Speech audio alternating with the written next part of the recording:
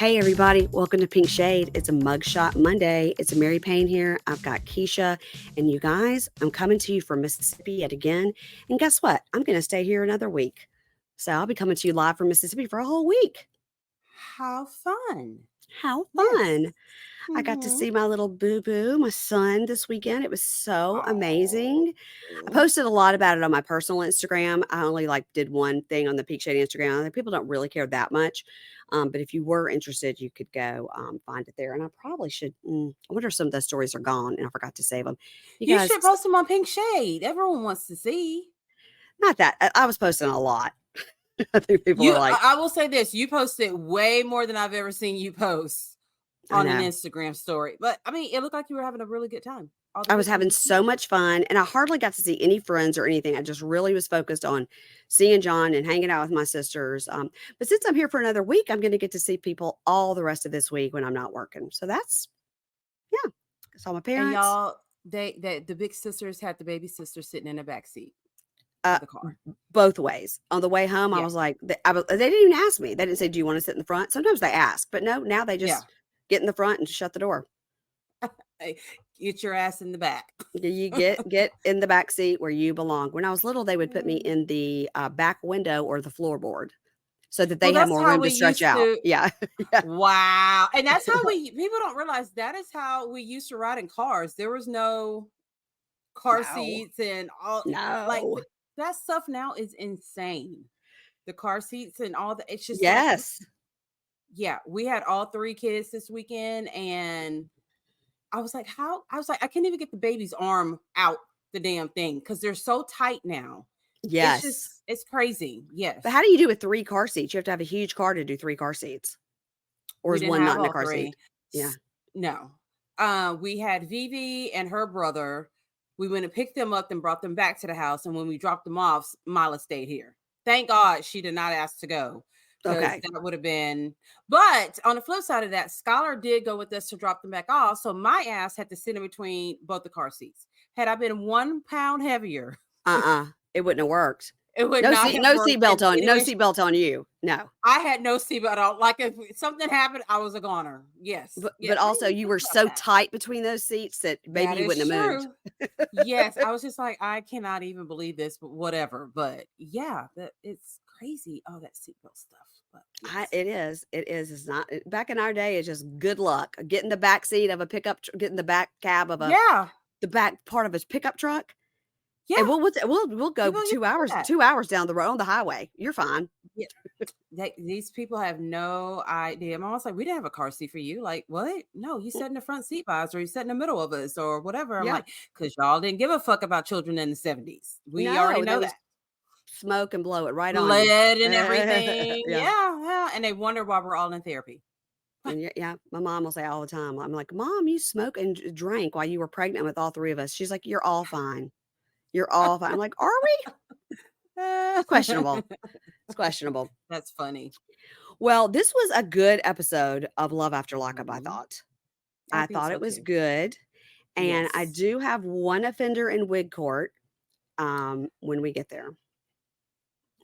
We have not pre-discussed it to say who it is. No, we have not. But I think a lot of people had WIG court for this person. Yeah, bless her heart. And also, not WIG court, but could have been WIG court, but because it's such an improvement, we can't do WIG court, was Shantae. And those bulletproof edges, like those edges have got, it's a whole can of got to be on those edges. That shit is not moving. But because she looks so much better, we will allow it. What did that one person send me? She was like, she should go to court, but since it's an improvement, we're not going to file any charges. Yeah.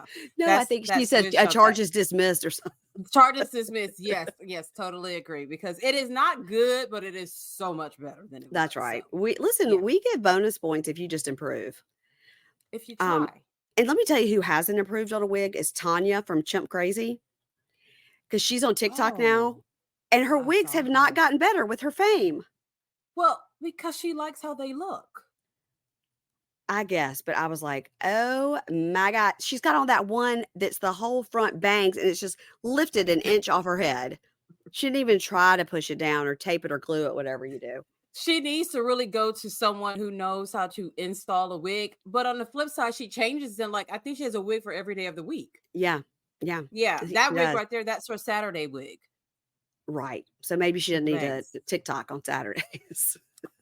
No, because the other ones are just as bad. Just But at like, least they don't raise up an inch off her forehead. Bless yeah, her. Tanya's got a lot going on. She does, bless her. She You know, really she does. she Yeah. does. You guys don't go to her roadside farm, please. All right. Well, speaking of Shantae, let's start with her. Shantae and Okay. True. So True is going to this appointment with his PO. It's 30 minutes until the appointment. The appointment's at 10. So he is driving around. He goes, I don't know should I go to the bank? Is the bank open? I was like, it's 9:30 in the morning. The bank is probably open. But I mean, he's still fresh out of prison, That's right. That's you right. know. But he reminds us that the reason he has to go see his PO, the reason he got in trouble, violated on his parole, was because he didn't stay at his mother's, which is where he said he was staying. But that girl we later found out is Shantae number Shantae two too. is the one that Mm. like turned him in. But why Um, can't you just tell your PO this situation didn't work out, therefore I'm going to be living here?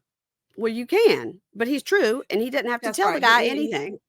Because he does what he wants to do. I That's not forgot. important. And he's running late. And this is a person who normally wears 2 watches, one on each wrist. I don't know if you noticed that yet. I've Yeah. noticed that he has so many things on his hands and his wrists that it shouldn't be impeding his driving. He has so many things on his hands Yeah. and wrists. Yes. Yeah. So and now we see Shantae, she's in the hotel room and she goes, if he gets put on house arrest, I'm not coming down here every weekend. I'm not, it's 5 hours away. I'm not trying to Yeah. jump into a relationship with him. I'm allegedly pregnant with twins, still Yeah. unclear. Mhm. So he calls Shantae and goes, I'm gonna come pick you up. And but I need you to ride with me in my car in case I get locked up so you can drive my truck back to wherever. The And hotel. I she don't know. loved that. I know. That was her Roman Empire. She almost was willing to let him get arrested so she could say, I'm driving True's truck because I'm his main girl. And then she's So gonna drive all around that town in that truck like, "Look yeah, and around, it goes bitches, I've beep got it." beep beep Beep. beep beep beep. Hey bitches are hating. And I don't know if you noticed that like chunk of hair that she threw in a bag. No, I was watching on my laptop in the car on the way home from seeing John, so no, I did not see that. It's funny. And what I need to know is that what happened for it to be so tangled and fucked up? Like, was this sex hair that like it got pulled out and it just But no explanation, no nothing. she had her hair in a bonnet and she had her wig on and stuff, so I don't know. I I I d- I don't know. It looked like a small dog she was putting into her bag. I was like, what the fuck is going on with this? Oh, that is But hilarious. that's No. God, Shantae. So the yeah. things that you miss when you watch it on your laptop instead of on the TV. The best thing is whenever I'm, doing notes and I pause and then I look over, I'm like, ah, like it's something it'll be the craziest thing that I pause on. And that's a lot of time when I notice things when I paused it. Well, and this is on topic but off topic. You know, that happened to me on the real. I had to do like, what the fuck was that? And rewind on this premiere of Salt Lake City. Yeah. When that lady, I was like, wait, was that one leg? I don't know if you remember that. Yeah, there's a woman with like not a prosthetic leg, but it's like the leg with the bars. Yeah. It's like a You metal know what I'm talking? prosthetic leg. Yeah. Yeah. I was like, wait, hold on. Rewind. I was like, was that? Yeah, and it was. Yeah. Mhm. Does one of the new cast members only have one leg? No, but it was like someone going to Lisa Barlow's party. It was Yeah. just somebody at the party. Okay. It wasn't Aviva Yeah. Drescher, was it? No. It wasn't a who? Was it Aviva Drescher? She's blonde. She was on New York. She had one leg. I know. No, I don't think it was her. No, no, no. Yeah. This woman was a brunette, but it was just one of those ones like, did I see that? Let me go back. It just, I was like, okay, I'm not. She didn't even have on like the fake leg. Like Aviva had like fake legs for all occasions. She had a flat, she had a heel, she had a tennis shoe. No, Yeah. this lady is not on that level yet. She's Oh. just happened to be asked to go to Lisa Barlow's party to make it look like a lot of people were at Lisa Barlow's party. Yeah. Well, she could have worn pants. I mean, so she was fine with it. I know. Yeah. She was fine with the bionic leg. That's fine. Yeah. There's going to be some great story about her, and we're going to feel bad for saying that. That always happens. Well, no, it just what the I'm trying to figure out a way to say it correctly. It's nothing wrong with the leg. It was just shocking. Yes. Because it just went quick. And I'm like, well, am I seeing things? And no, there was a lot of questionable people there at the party. I'll say that. Yeah. Mm-hmm. We're going to unpack that at some point. So we just started. So we got a long season to go. Yeah. Okay. So it is 9:58. His appointment is at 10. And they are not there. And she's like, "Oh, you're always late for everything." He goes, "I'm not though. I'm not late to this." Yes, you are. You drove up to the parking lot at 10. So you are in fact late because you were not at your appointment at 10. You drove into the parking lot at 10. There's a lot of people who view it that way as well. Like parking lot time is not I clocked in for work, let the time card start going in. A lot of people think that way. A lot of people get fired for thinking that way as well. They do. Mm-hmm. So we see 20 minutes later, he walks out of the building and he says, I can't believe it. I'm free still. I got to go on house arrest. I got to go on an ankle monitor because I'll be on the ankle monitor until I can show improvement. And they say, "Where are you going to do house arrest?" He goes, "Oh, at my friend's house, Pepper." Now, he goes, "It's so great." He goes, "Shantae, she won't be far. She's still close by. Like she'll be around." And Shantae's like, looking at him like, "Bitch, I'm 5 hours away. Like, what are you talking about?" Why didn't he just parole to Shantae's house? Why didn't he just switch? He purposely did that because he could have switched it over to her house. Well, he wants to be able to do whatever the hell he wants to do. He wants to have full warning that she's on her way. Yeah. Yeah, and she should have dropped his ass right then and there. So many times. So, and you did notice them like walking to the car, like they had their arms around each other, like all lovey-dovey. She is loving all of this and that it is being filmed because it really looks like they're a couple. He totally needs her. Yeah. She's too stupid to realize it though. Yeah. Oh, well. So in the talking head, she says, True could have paroled to my house, but he never put my address down. So if he's on house arrest for 2 years, to me, it's the same as if he's in prison. They're 5 hours apart. So depending on how long he's on house arrest, like, I don't know. But so when we saw last season, she and the mom had a fight because the mom was like, "He's paroling to my house." And Shantae's like, "No, he put my house down." He never put her information down. Never. No, he wants to be footloose and fancy free. And Shantae thought this whole yeah, she's so stupid. It's like, how else can he prove that he is not ready to be in a committed relationship with you? I don't know. As soon as I had the babies, I would be like, dropping them off. Here you go. You can have them for your week and bring them back because that's just, he's avoiding responsibility. So now his sister-in-law calls and her name is Kells. And I imagine Kellz is not her God-given name, but she's Kells. And she calls and he's like, "We're going to eat if you want to come." And Shantae's like, "What?" He goes, "Well, you should meet her." So then I hate that. I hate when God, my husband does that. And I'm like, to me. What the fuck? I'm like, I don't feel like talking. I don't feel like being around anyone. I hate when people do that to me. Yeah. I hate it. Me too. That'll make me not go. My friend Mary Preston is the worst about that. And a few years ago, I had like a real talking to with her. I go, "I know that you're nice if you see somebody in the grocery store, you just feel like inviting them. I haven't seen that person since I was 15. So I don't need to have a meal with them. I didn't need to have a meal with them when I was 25, 35, 45, or 55. And she'll go, "I know, but they were so excited you were coming in town." I go, "No, they weren't, Mary Preston. You just said, 'Oh, you know who's in town, Mary Payne.'" They go, "Oh, great. Tell her I said, hey, you should come to dinner with us." They don't want to go to dinner with me either. And now I'm not going. You have a good time. So I had to have a real talking to her. So now she's so paranoid about it that every time she'll go, "Y'all were coming over today. And I was going to invite so-and-so and so-and-so because they're my neighbors." But I said, "Mary Payne won't like it." And I said, "No, I don't, because I'm here to see you." Right. I want to see all these other people. Right. That I literally have not seen since senior year of high school. I don't need to see them. And she was like, "I know, but it's so fun it's so fun to have more people." I'm like, "It's really not." No, it's not. It's really not. No, just wanted to talk to you. Yeah. Have fun with you. That's it. So True is one of these people because he don't want to be alone with her. So then Shantae just kind of says like down to the floor, like she mumbles and she goes, "So who are you paroling to again? What? Huh?"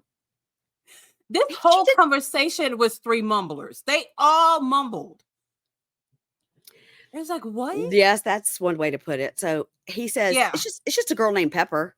So of course we knew Pepper was going to be a girl. It's just a girl named Pepper. It's a friend of Kel's. Kel's is married to his brother who is locked up, and we've never heard that before. That he has Never also even a heard that brother had in a brother. prison. Nothing. In And prison. I'm sure that Pepper looks just like Kel's. I imagine Pepper looks a lot like Kel's. Yeah. So we meet Kel's at a barbecue place, and whoa, does she have a face tat? Yeah. I did lean in close to the computer to try to figure out what it was, and it does seem to be like a rose. It's like a rose, but it's real faded. So classy. It does seem to be a prison tattoo. You know what I'm saying? So classy, so chic, just so chic. I'm sorry. Yeah, yes. Just, well, that's what all the girls are doing now. Face tattoos. I guess so. So they start laughing. True's like, oh, should I tell her about the first time we met? And she's like, no, oh my gosh, don't tell her that. We were like 13, 14. Woo! Don't tell anyone that story, baby. Mm-hmm. And Shantae, well, now I want to hear it. But also that's so rude. It is. So Shantae's just sitting there like, yeah. She's just sitting there like a dork, saying nothing. Mm-hmm. So she should have just put her whole pregnancy belly on top of the table so she could get more attention. I mean, or okay, allegedly. So this is when I had paused it to write some notes, and that's when I was like, oh my God, what are they eating? They put 4 cows on the table. I was like, holy shit. It was all for True. He'd gotten like two mains and a side, but double. So 4 mains and 4 sides. It's like he got a meal for like each section of muscles in his body. This plate is for my arms. This plate is for my midsection. This plate is for my thighs. I mean, it literally is like he's eating to support each part of his muscle section. It was just it was so much meat. It was so much meat. It was a lot going on there. I was like, God dang. So Shantae, looking down at the plates of meat, says, so how does this Pepper lady come into play? How does this Pepper lady come into play? And Kels goes, oh, that's my home girl. You know, I help True out by introducing to people and stuff. I help True out when he needs things done. And True goes, what? Yeah, and True says, I'm going to need you to be busting some runs when I need you. And Shantae goes, or you could do it yourself. And he goes, how about not busting runs? Because that sounds like drug dealing. Busted runs doesn't sound like I need you to run to CVS to pick up my deodorant. No, it doesn't at all. It sounds very suspect. It sure does. And maybe he would be smart enough to not say that on camera. But Shantae says something pretty smart for Shantae. She says, all I know is birds of a feather flock together, and she enables him. She goes to the casino with him. She goes out to eat with him. And no, I don't think they're sleeping together. Like I thought that, but I don't think that anymore because of his bond with his brother. So then I thought maybe when he said, I need you to bust some runs, maybe he meant I'll come over and I'll give you some money and you go to the casino for me. Yeah. Yeah. I just feel like I wouldn't necessarily trust Kels with my winnings from a casino. I don't think it'd be a little bit short because she brought it to me. So she's going to charge a 30% fee. Mm-hmm. Most definitely. Mm-hmm. And still take a 20 from the bottom. Right. And Kels goes, so you guys are like together? And she goes, no, it's kind of complicated. Like we're trying. And she goes, well, how's it going to work with y'all if you're on house arrest? And True goes, well, she's going to have to. And Shantae goes, what? I'm going to have to what? I'm going to have to what? And I knew something was coming. He goes, well, you're going to have to like do your appointments and everything for the baby here. What? No. That's not how it works, sir. Her doctor is where she is. He's such a moron. He's such a me. Everything's about me, you know? Yeah, he is. And she just looks at him and goes, boy, I don't know what you're talking about.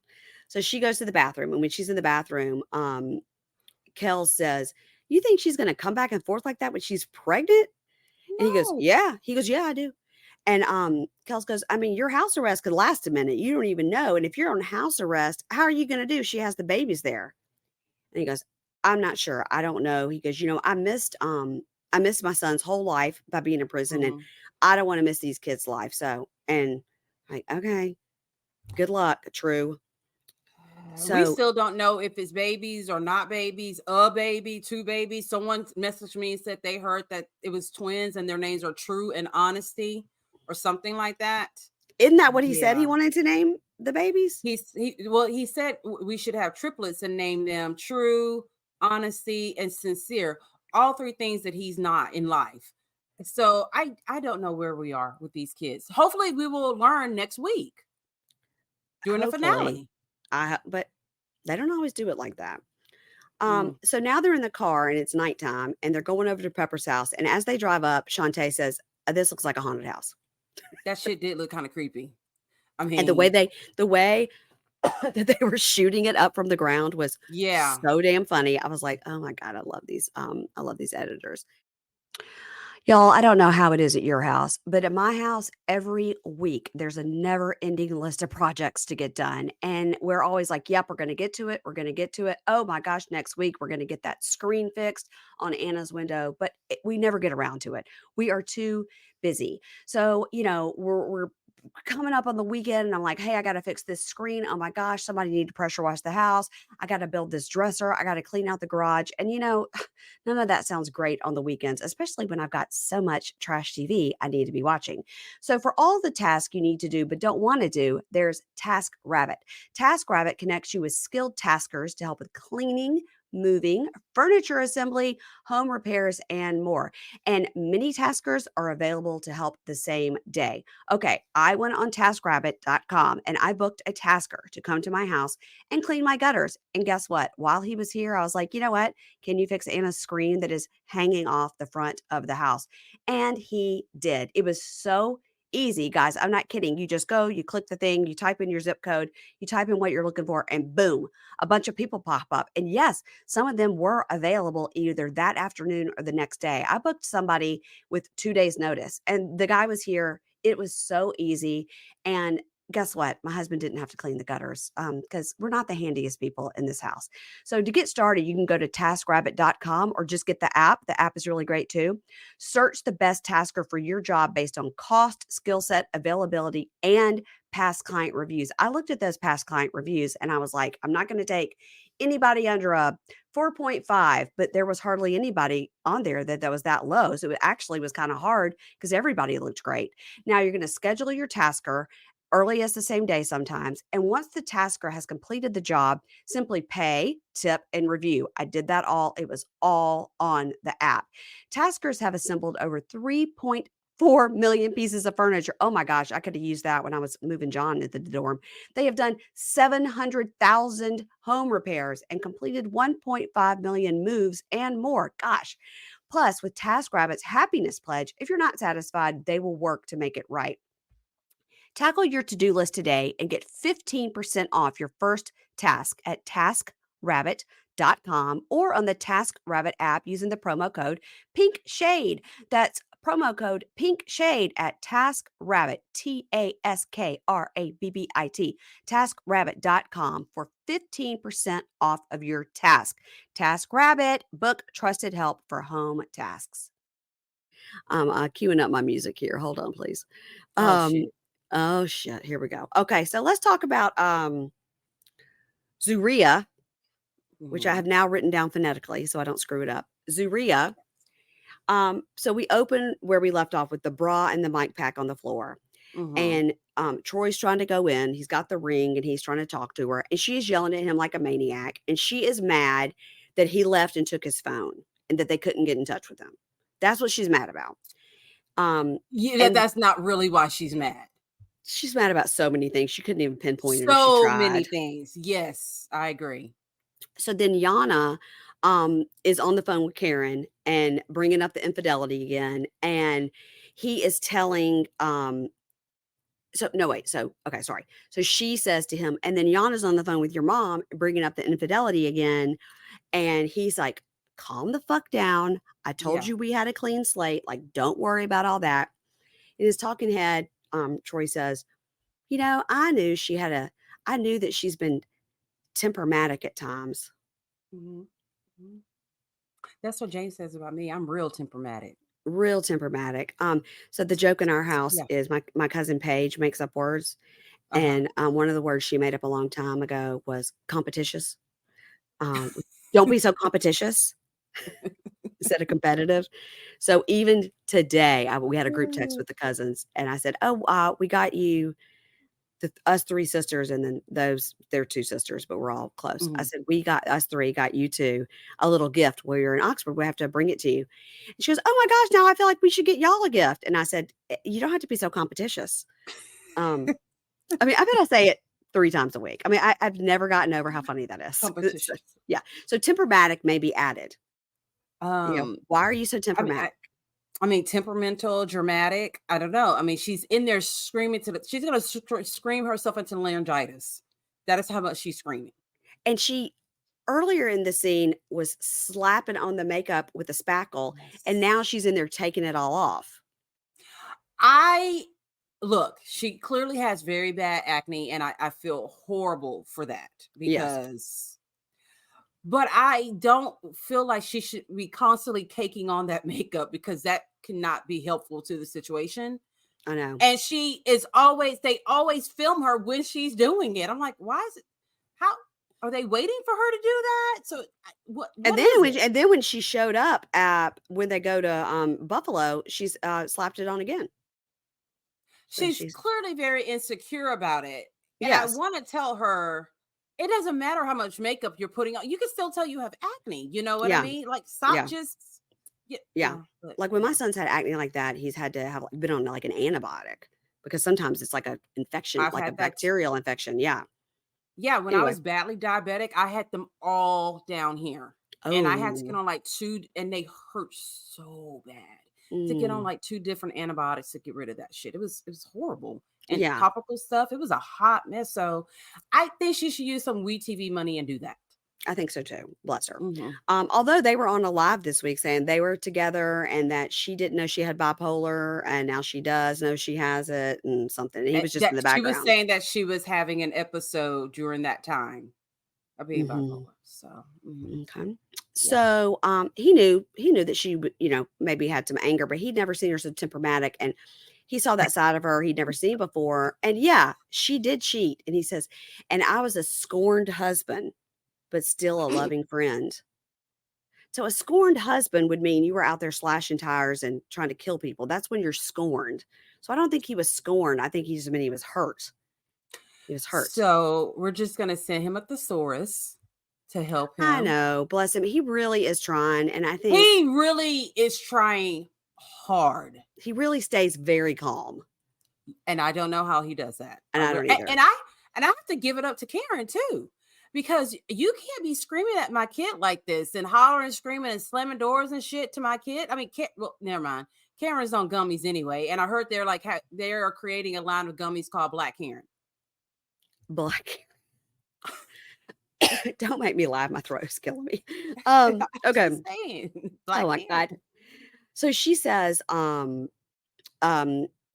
Zeruiah. I'm never going to be able to say it right. Zeruiah. Zeruiah. Zeruiah. I know. Yeah. I'm so used to saying it the other way, but now I've trained myself to say Zeruiah.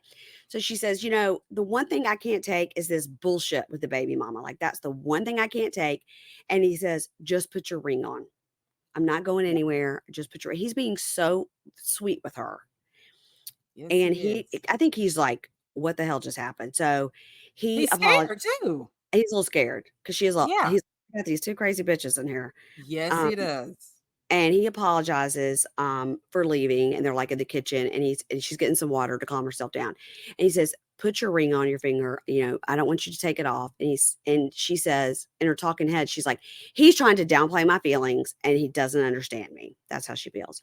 So then Well, she here's the said thing. What yes. has Yana done so far? We've yet to hear what Yana has done. Right. It Right, is she doesn't want she doesn't want Troy to see Yana. That's what she doesn't want Troy to see his kid. Let's be honest about that. I really don't think that's true. I really don't. Well, I really when I that really car don't. scene, when the little girl calls and that stank face that she gives, I was like, I don't think she'd be okay with him not seeing his kid. She's that Oh, insecure. she's insecure, but I would think that I think if the kid could just be dropped off with an intermediary and he would never have to see her, but he's like, "This woman Mhm. took care of my child for all these years. Of course I need to thank her," you know?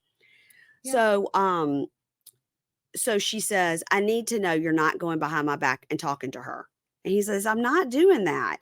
And so they hug and they say they love each other. They make up real quick. And then we see Mama Karen on the couch in her tracksuit looking like, oh my God. All of a sudden, literally in the same instance, they flip to a new scene and Mama Karen is in a completely different outfit, packed and ready to go. Okay, so she did a bunch of lives, right? So someone Mama was asking Karen her about a lot. Zeruiah. Yes. Karen, yes. So she's been interviewed. So she was saying, because someone was asking her, what was the deal with the panties? You're not having panties, blah, blah, blah, blah, blah, blah. And having your boobs out and all that. She's like, what they didn't show you was that I had a huge suitcase. It was so big that they were struggling to bring it up the stairs. She goes, so I had plenty of clothes. So I guess that's why we keep seeing her change all these clothes. She goes, I had so much stuff. She goes, I couldn't find my panties. Okay, well, you could have given yourself an extra 5 minutes to look for those drawers. Or, I don't know, she just could have never said it on national television either. That's true. Like, woo, I got to air out my vag. So now she's in a new outfit. They're all packed and ready to go. And she does complain about going down the stairs. And then in the car, she's like, listen, I took 2 gummies and I feel better and everything is going so smoothly. Y'all gonna need to take a breather and get along. And he goes, you know what, Mom, we're just going through a lot. Yeah, I just got out and we're just going through a lot of changes. And he's just very calm. And it's day 3, isn't it? Day 3 or day 4? Yeah, it's like day 3. He's been out. Wow. And when she says, woo, I took 2 gummies, Zeruiah goes, you just do whatever you need to do back there, girl. Whatever you need to do. She should have gave Zeruiah some, like earlier, hours ago. Hours. Yeah. And then Karen goes, don't y'all want to get to your 15-year anniversary so people can give you money and stuff? What? Why 15 years? Because they've already been married 5? Like, I don't understand. I guess it's high Karen talking. It's black Karen. Who knows? It's black Karen gummies. Yeah, black Karen gummies. Yeah. I may have to try those. Like, okay. I mean, Keisha. So then his daughter calls in. What we did not know is her name is also Troy. Troii. Now, it looks like troll. It looks like troll. It does indeed. So I think if you're going to try to say Troy for a girl's name, Troye would be cute. Troi would be okay. But why the extra I? It looks like troll. To be extra. But to just be extra. It doesn't work. Yeah. It didn't work. I was like, oh, wow. Is that? Okay. You know, WIG TV could have done a better job. They should have just made 2 huge dots over the eyes. Yes. So clear that they were eyes, but they wanted it to look like troll. Yeah. So her name is Troy, and that's cute. I mean, Troy is a cute name for a little girl. I think it's cute. So too. Yeah. And they call her Baby Troy. Baby Troy. And so it's like, are you excited to see me? She's like, yes, I'm so excited to see you. Yeah. So now Zeruiah is in a puke pea green leather puffer jacket that would literally look good on no one. There's not one skin tone that would look good on. She dresses quite horribly. She has on an orange half-cut bodysuit underneath that. She seems to like those shirts that look like a bodysuit that is unbuttoned. Because that's what they look like. Yeah, it's like flaps in the front and the back. Yeah, that's her thing. Like, I don't like it. Orange and pea green. Wow. So, so then his talking head, he cries and he says, you know, I misses my daughter. She's 7 now. I have missed 7 years of her life and I'm going to do. I provided when and where I could when I was gone, but I was locked up. I can't get those 7 years back of time. And I want to be a good dad. And I want her to know she can come to me for anything. I'm her dad, which was really cute. Yeah.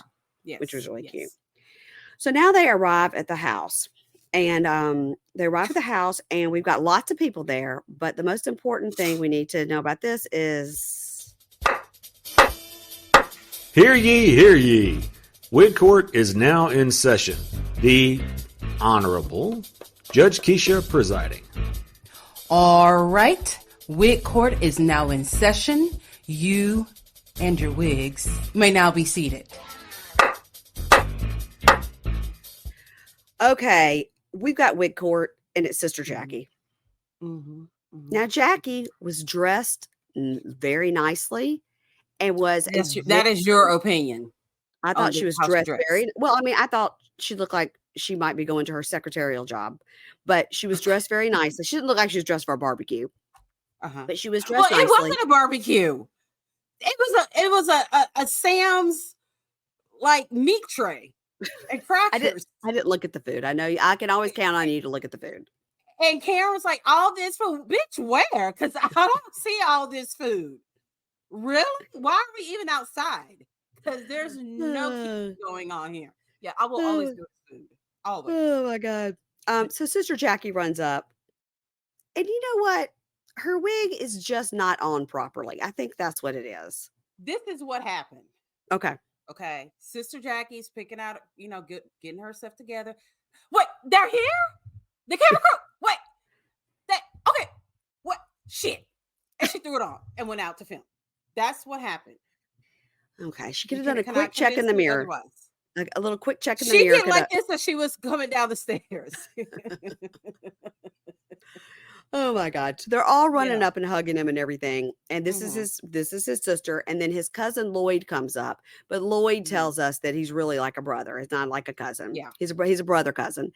And they're all so happy and they're running up and they're hugging. It's very sweet. Everybody's so happy to see him. So Zeruiah talks to Jackie. And Jackie says, he's free, but he's stuck because of the ankle monitor. He's stuck in Syracuse. And her talking head, Jackie says, I wish he wasn't in Syracuse because he didn't know anybody in Syracuse. Just like the other day when he walked off, he didn't know anybody. And he walks off. He could go to someone's house or anything, just, to get away from her. Yeah. Yeah. So Zeruiah's like, so, yeah, it's great to see you and everything. So who is bringing Troy over today? And Jackie goes, and she goes, well, probably his mom. And she goes, who do you, she's 7. She can't drive. She can't drive. She's in the custody of her mom. Yeah. And she was probably your mom. Yeah. And that's all that Zeruiah cares about right now is this Yana girl. She's so afflicted by this Yana. So she's giving this Yana way too much power. Way too much power. And then Jackie goes, probably his mom. So that should be interesting. And it is. And I'm like, we better see this girl next week. And we see Yana and Troy arrive. And so we catch the side of her. So I guess we're going to see her. Yep. I can't wait to see her because of the way that Zeruiah is acting. I mean, I'm expecting Kenya Moore to come out of the car or somebody beautiful woman, gorgeous, drop dead gorgeous. And I just don't feel like Troy could pull to anyone that's a Kenya Moore. So I think a lot of it is also guilt. She thinks that he's going to get his lick back and cheat with Yana because she cheated on him. She's going to get her what? Her lick back. What's that mean? Are you serious? Are you saying lick back? Yeah. Okay. What does it mean? When someone hits you, I got to get my lick back. You've never heard this before. I mean, I understand it when you say it that way, but I've never heard somebody say, I'm going to get my lick back. Yeah. It's called get your lick back. So how does this apply here? Explain. Because she did something bad to him. Therefore, she thinks he's going to get his lick back and do something bad to her. Oh, the cheating. Okay. All right. Okay. She just assumes. When we said lick back, I was like, does that mean something dirty? And I just don't know. No. No. Okay. It's like, simple. I'm going to get you back. Okay. I got you. Or you took a lick of my ice cream. Well, I'm going to get a lick back too. Yeah. I think you need to add this to your vocabulary for the week. Between that and Temperamatic, I swear. To work. A lot. I got a lot. All right. So Julian and Christine. Okay. So she's doing a talking head and she was like, we had an argument on the street last night because he didn't tell me he lost his job, and next thing you know, she's up in her bedroom prison, working on flyers for the stand-up comedy show. And she's like, this is not a good sign if you're having to make your own flyers for an open mic night. Do it on the computer with some clip art at least. And it then like Mala was doing this. It was first grade level. It was like some of the letters were filled in and some of them what, and I was like, "What is this?" She's Straight making was just, yeah. Mhm. I wonder Maybe how it's many she was gonna make. I felt like she made like one and then she found a copy machine. Like, I don't know, but she could have just done it on the That's computer. It looked a little more professional. Yeah, but, he was too busy on the laptop with his job interviewing, so she couldn't use the That's right. laptop, so and That's maybe right. she could only use the laptop on the days that the kids are not there. I don't know. They might check and see if Yeah, if somebody from the attic yeah, logged into the Wi-Fi. exactly. So she's like, I've never done stand-up comedy before, so I'm not sure how funny I'm gonna be if I have to be funny on purpose. And then she's explained this to me. Her nickname in prison was 50 because she was a Child. bank robber, and then she got 50 tattooed on her ankle. Why 50? I don't get it. $50, a $50 bill? Like what? I don't know. I feel like if she would have said Chris 50, it would have just sounded so much more thug, like 50 Cent. Yeah. But the Chris 50, just I don't 50. The only thing I can think of is $50 bills, because remember she said I would only get them in certain bills. Yeah. It's just stupid. We can't make But sense of it. she didn't. I was like, did she rob 50 banks? Nope. I think it was like 6 or Nope. whatever. 6. Yeah. I don't know. It wasn't explained. It wasn't explained why her nickname was 50. Nope. Okay. We'll All right. probably never know. We'll never know. Nor do we care. So she says, she goes, let me tell you something. Jail is like junior high and Freddy Krueger's nightmare, and the psychological torture the women put you through is awful. What does that have to do with anything? What are you talking about, 50? What are you talking about? You did not just call her 50. I think she's trying to say that if I can survive that, I can survive a crowd doing stand-up comedy.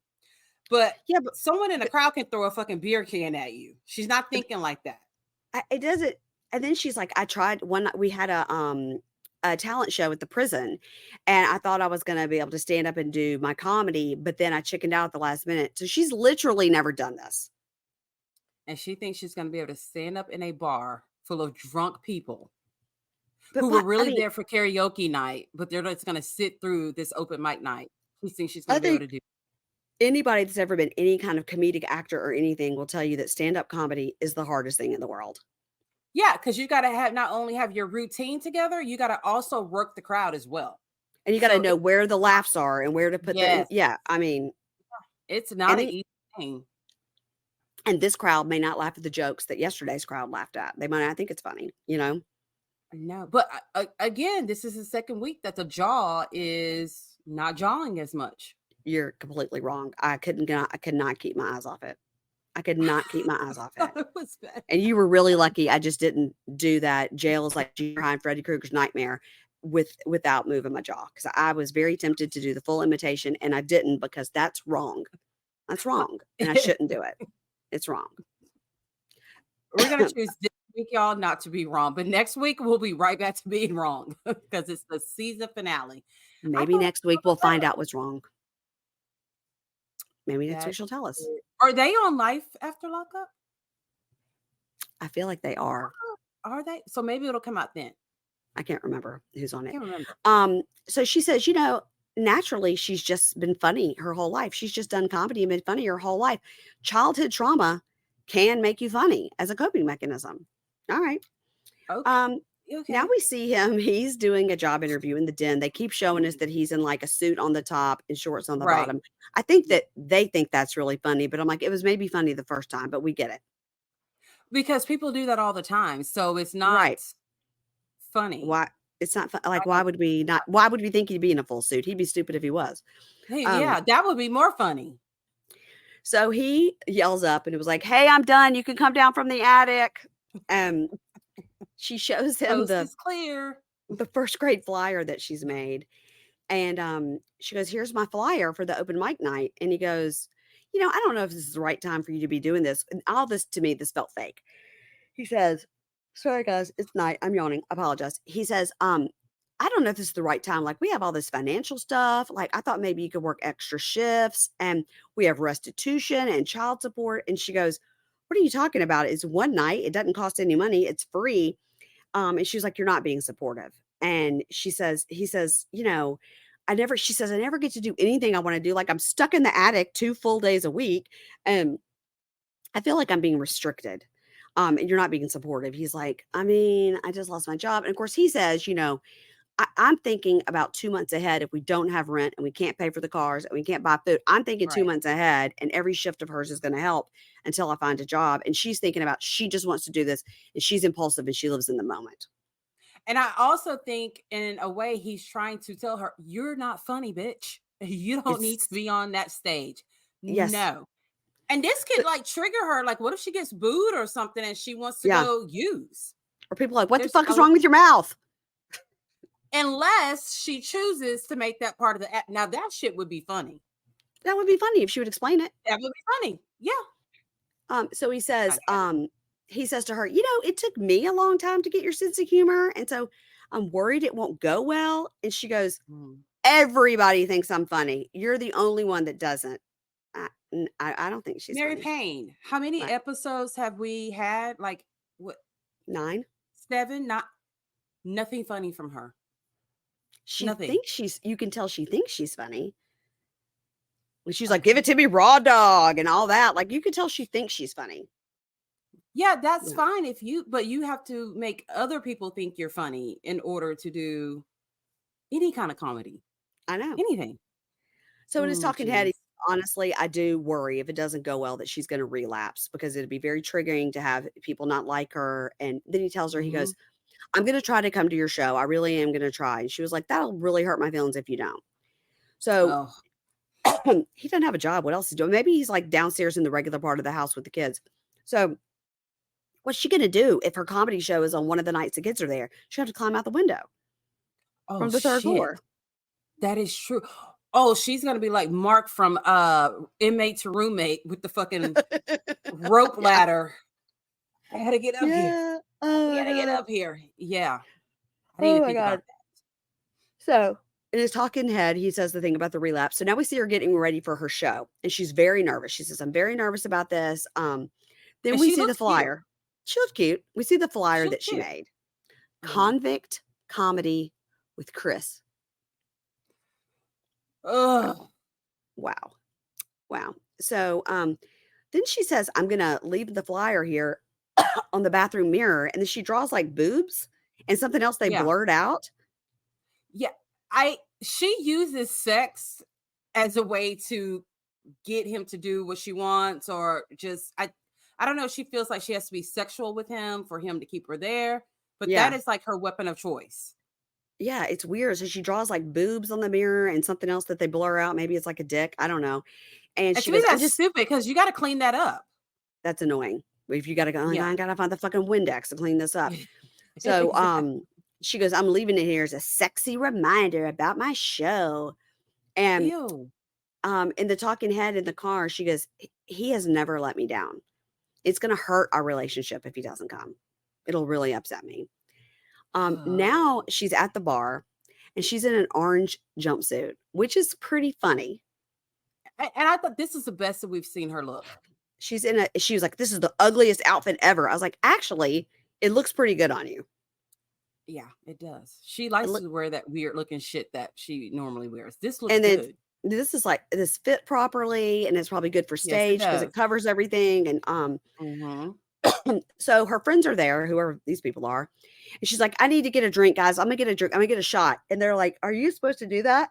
And she says, no. And they're like, well, you definitely don't want to take a shot before you go on stage. She's like, oh my God. And then she goes, technically, I'm not allowed to drink on paper, but Julian's not here. So woo. What's wrong with her? She needs her babysitter to be there with her big time. But I did like that her friend was like, are you allowed to drink? She goes, no. Yeah, she was willing to risk her parole to take a shot to get on a stage that she knows she's going to get booed off of. But she said to him earlier in the apartment, she goes, we never get to do anything I want to do. Like, I want to go out with my friends and have a drink, and you won't go. And then the night before, or whenever that was, she was like, my friends are staying around for a drink. She's always saying about getting a drink. That is true. But if she doesn't do it on camera, they can't prove it, I guess. Yeah, well, she was about to do this on camera. She sure was. And maybe that's why Julian, when she said, hey, let's go get a drink with my friends, he's like, no, you have fun with that. Yeah, I don't want to participate. I'm not, I don't, yeah. Okay, so now let's move on to, okay, so she takes the stage and they say, welcome to the stage, Chris 50. What? Oh, boy. Is her last name 50? I'm confused. Yeah. And you don't have to have it. She doesn't need a stage name. No, just Chris the convict. You know. Yeah, there you go. All right, we're gonna move on to Chris. No, sorry. Oh, that's it. Kim and Joey. Okay, Kim and Joey. It's 2 weeks out of prison. Still hadn't been able to grow that hair properly. Joey on his face. Nope. She says, like, I'm not excited about our engagement party anymore. There's so much drama. He really needs to learn financial responsibility. This party is costing $2,000 and it's money we don't have.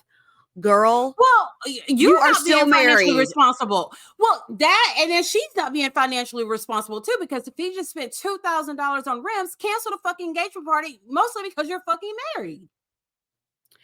You're married to somebody else. And by the way, when you have an engagement party, somebody else is supposed to throw it for you, and you're supposed to arrive and receive gifts. You're not supposed to pay for it yourself. She is from the South. She has to know this. Well, she knows no one is going to throw her an engagement party. Right. Who's going to throw an engagement party for a married woman and a convict? That don't even make sense to me. Nobody's going to do that. No. It seems like she would wait till she paid all these divorce fees and things and then be like, hey, we're going to go ahead and get married in 2 weeks. So could somebody just throw me a little bridal shower, and somebody would go to the McDonald's or something. Well, he probably fucked all the women who would be at the bridal shower in time. He is the hottest piece of ass in Eden, North Carolina. Okay. Anyway, he walks in. She goes, hey, what'd you do today? I went and got some stuff for the party because, I love to shop. I mean, she'd literally been to Home Goods or the Dollar Bin at Target. It wasn't like she shopped. Well, you do love to shop. There was nothing extravagant about that at all. No, it was just basic fine stuff. I got a J and a K, but I'm not going to do JK because we're not just kidding. I mean, she's funnier than Chris, No shit. Yeah, you're absolutely correct. She is. Because, yeah. So she goes, I was out with Stacy and Carla and I got a friend request from beep. And why does she keep popping up? What does she want to tell me? And he goes, I don't know. And we find out that is his ex that keeps popping up. And she goes, did you get a friend request from her? He goes, yeah, I got a friend request from her. And she goes, why didn't you tell me? He goes, I don't know. And he says, yeah, she just keeps on and on, is texting me. And I guess, I don't know, Mike gave her my number. I don't know. And then she asked me to download that WhatsApp thing because she said we could talk discreetly. And she goes, what? God. Did you download that? He goes, yeah, I did. I screenshot everything so I can get that bitch back. You got nothing to worry about. I'm going to show you everything. And she's like, what? This makes no sense at all. He's going to get her back for what? What did she do? Was she ghosted him? Is that what he's talking about? I guess because I could see him in his head. That's the reason, but that is such a fucking waste of time. But when all you have to do is drop off and pick up kids, I guess you have extra time to do little shit like this. It's very stupid. But on WhatsApp instead of text? I mean, that's crazy to me. He's sneaky.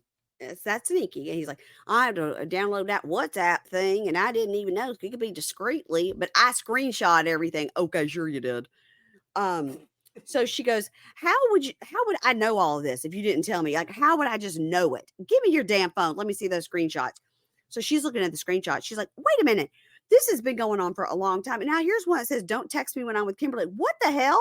Why? That is that's cheating talk right there. It is. It totally is. Cheating chatter. And he's like, I'm going to screenshot all the stuff that doesn't make me look so bad so that I can show Kimberly to pretend like, look, I'm showing you this. So don't look over here. No, the fact that you're talking to her is what looks bad. Yes. Block. Block. That's it. I got to block her. I think he likes it. As his friend said, he's getting something out of it. Yeah. So she goes, why are you telling her everything you're doing, every place you are? You don't even tell me every place you are. This shit has been on your phone. This has been here. So he storms off and goes, fuck this. You don't believe me? Fuck this engagement party. You call so-and-so. Maybe call beep. And maybe y'all can be friends. I'm leaving. He drives off on his dad mobile with his rims. No. In her talking head, she says, I've been cheated on a lot. And honestly, he's cheated on every single person he's ever been with. And I don't want to deal this for years before I find out about it. Okay. Cut your losses, girl. And get rid Cut of your him. losses. Cut your losses. Yeah. He's bringing nothing to the table. Period. Point blank.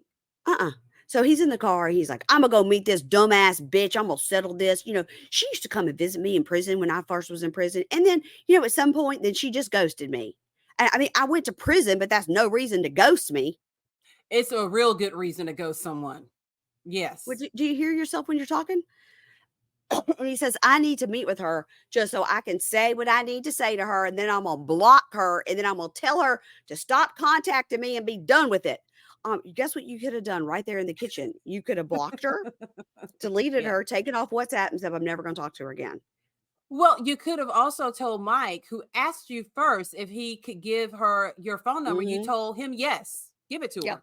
If she really wanted to find you, she could come over to Kimberly's house or whatever if she really needed to see you in person. Exactly. This girl's going to be pregnant or something. Need to see you. Something's up here. Why does she need to talk to him so bad? I don't know.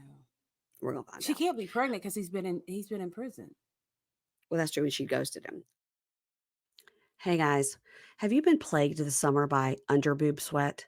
Yeah, I have. You need to listen up because I am about to turn you on to one of my absolute favorite products. It's Lumi's Whole Body Deodorant Stick.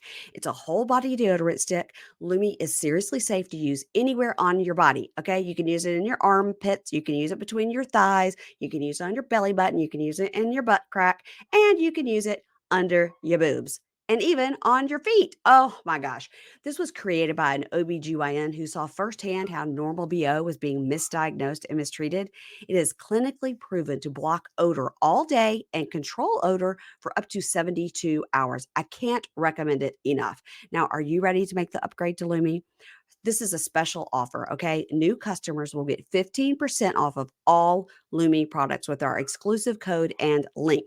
Use code PINKSHADE at LumiDeodorant.com, okay? LumiDeodorant.com, and the code is PINKSHADE. Lumi's starter pack is a perfect thing to get for new customers because it comes with a solid stick deodorant, a cream tube deodorant, 2 free products of your choice, like a mini body wash or the deodorant wipes. The deodorant wipes are also amazing. And free shipping. As a special offer for our listeners, new customers get 15% off all Lumi products with our exclusive code PINKSHADE. And if you combine the 15% off with the already discounted starter pack, that equals over 40% off their starter pack. What are you waiting for? This is like a no-brainer. Use code PINKSHADE for 15% off your first purchase at LumiDeodorant.com. That's code PINKSHADE at LumiDeodorant.com. And thank me later. This episode is brought to you by iRestore, the clinically proven advanced hair growth system designed for women who want to say goodbye to thinning hair and hello to volume. Y'all, we talk so much about hair on this podcast, and the Facebook group is full of ladies chatting about their hair. And it seems a lot of us are riding that hair struggle bus. Like, do your shower walls have enough hair on them that you could build a wig that we would then talk about on Wig Court? Mine is. So if you're tired of dealing with thinning hair or hair loss, listen up. The iRestore Elite is the most powerful device on the market, packed with 500 lasers and LEDs to provide maximum scalp coverage to help you grow thicker, longer, healthier hair. The FDA-cleared iRestore Elite harnesses the power of low-level light therapy, LLLT, a clinically proven method to regrow thicker and fuller hair. It's the most non-invasive, pain-free, and drug-free way to bring your hair back to life. The combination of 500 lasers, that's a lot of lasers, 500 lasers and LEDs ensures that every inch of your scalp receives the light energy needed to stimulate cellular activity, boost blood flow, and reduce inflammation. Those are all crucial elements in reversing your hair loss. With the iRestore Elite, you can sit back, relax, and binge watch your favorite show. I suggest Love After Lockup. So then you're looking at those wigs and you're like, yes, I'm doing the right thing for my hair. The iRestore Elite will work its science-based magic on your scalp. You're going to grow thicker, healthier hair naturally with visible results in just 3 months. No drugs and no surgeries, just the most advanced technology with real results. For a limited time only, our listeners will get $625 off when they use code PinkShade. You guys, $625 off your order when you use code PinkShade at irestorelaser.com. That's irestorelaser.com. Promo code is PinkShade. I'm going to spell it irestorelaser.com. Promo code PinkShade. So in a 4-month double-blind clinical study performed by a board-certified dermatologist, 100% of study participants grew more hair with iRestore's laser and LED technology. You can feel confident you're buying a system with proven results. All right. Are you ready to get medical grade red light treatment at home to regrow your hair for a limited time only? Again, you're going to get $625 off your order when you use code PinkShade at irestorelaser.com. That's irestorelaser.com. Use promo code PinkShade. Hair loss is frustrating. You don't have to fight it alone. Thanks to iRestore. Okay. Let's move on to Hope and Arthur. Now, I loved every bit of their scene this week. I loved every minute. I bet you did. I enjoyed every single second. So, 10 weeks out of prison. So, even though she has kept him a secret from her sisters, they're coming in town, and then the grandparents are also coming.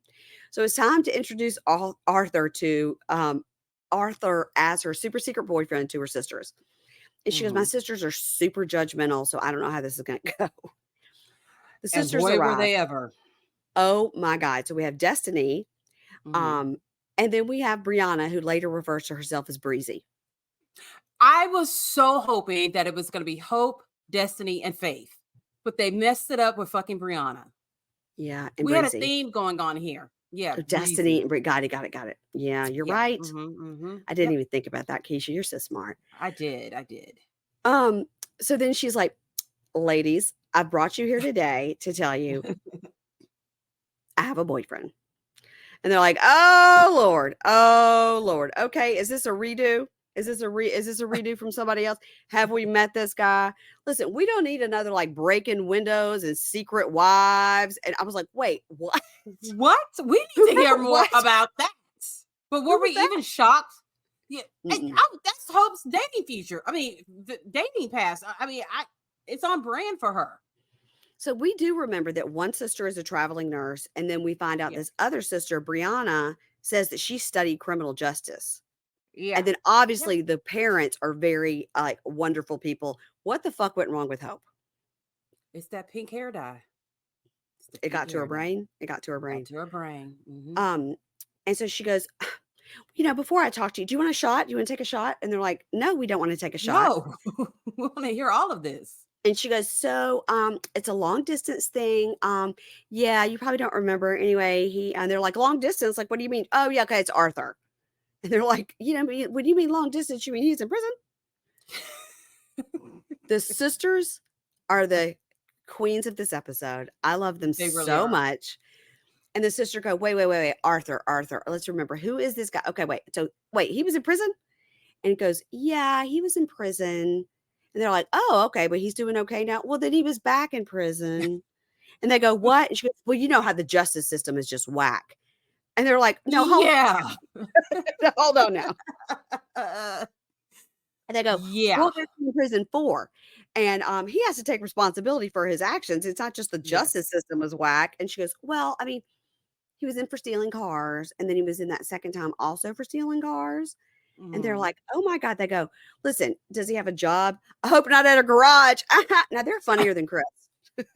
Yeah. And they talk over each other, and like immediately when one says something, the other one immediately co-signs it. So it's just like, and they're laughing at her at the same time, which is great to see. It's so someone funny. Laughing at Hope. Yes. It is so funny. These two sisters are like, can you believe we have had to deal with this shit our whole lives? Now, I do wonder sometimes when these things are being filmed, if the sisters have arrived and they actually don't know this information, if we're just taking it at face value, they don't know. What has she told them they're being filmed for? And what did she tell them the time that she talked to her sister on the phone that a camera was filming them over the shoulder? Did she say, I'm on a show about truck drivers? Well, you can easily say I'm filming a show, but I'm not allowed to tell you what it's about yet. They could. And because she is a female truck driver, it's a show about female truck something drivers. About that. Yeah. It could be for ice road truckers or something like that she's I always wonder. Yeah. So they're just dying out laughing because they made that joke about hope he's not working at a garage, And then she goes, well, he applied at the convenience store across from my apartment. They're like, oh, what now? Say what? He lives with you? And she goes, yeah. They're like, how long has he been out? She goes, he's been out for 2.5 months. And they're like, he's been out for 2.5 months and doesn't have a job, and you're just taking care of everything. And she was like, listen, when he first got out, he had a mini mental breakdown. So I'm just giving him time to establish his foundation. And they laugh and they go, girl, you are Delulu. Yes, she so fucking is. It is nice to see Hope getting served. It is so. Yeah. But this, by the way, is the best her hair's ever looked on this episode. Well, she did it for her family. Neat. It was very neat and tight. She tamed it. Yes. And it looked clean. Because it usually doesn't. And they are laughing so hard. Now, I wish that she wouldn't say mini mental breakdown. She shouldn't have brought that up at all. She should have said he had a full-blown anxiety attack. He is suffering from post-traumatic stress disorder. And she could have given it a name instead of, that would be like if I said, oh my God, this weekend I have a mini mental breakdown because I couldn't get the laundry to dry. I mean, you know what I mean? This is also the person who shot herself and told the police he shot her. Which, by the way, he is out. Thank God. Those charges were dropped and they were able to get the bail money. So he is out right now, but he is facing some other charges. But he is officially out of that jail. Okay. I need to know more about that. I need to make sure he's away from Hope. You know how these people are. I know. So she shouldn't have said mini mental breakdown. She should have said he had a PTSD moment and he's really suffering with some mental health issues that he needs help with. She should have given it more of a medical term and tried to make it sound like, oh, he just had a breakdown because he's such a brat or whatever, She did him dirty this whole episode. She sure did. So in the talking head, Arthur says, I'm nervous about meeting her sisters and everything. But, I'm going to have to just, prove that I'm not a bad person and they'll just have to get to know me.